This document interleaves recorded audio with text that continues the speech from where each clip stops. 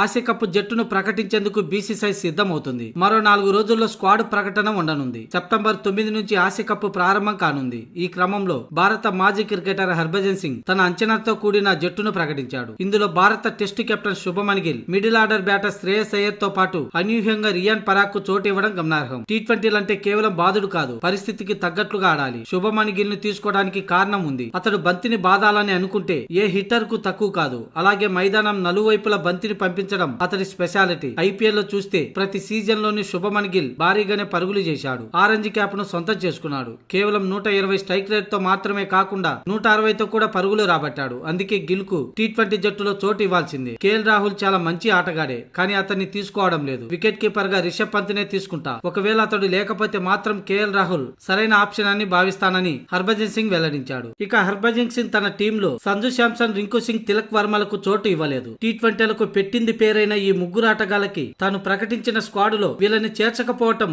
ఆశ్చర్యం కలిగించింది. మొత్తానికి హర్భజన్ సింగ్ ప్రకటించిన తన స్క్వాడ్ ఇది. ఎస్ఎస్పి జైస్వాల్, అభిషేక్ శర్మ, శుభమన్ గిల్, సూర్యకుమార్ యాదవ్, హార్దిక్ పాండ్యా, శ్రేయస్ అయ్యర్, వాషింగ్టన్ సుందర్, రియాన్ పరాగ్, కుల్దీప్ యాదవ్, అక్షర్ పటేల్, మహమ్మద్ సిరాజ్, జస్ప్రీత్ బుమ్రా, హర్షదీప్ సింగ్, రిషబ్ పంత్ లేదా కేఎల్ రాహుల్.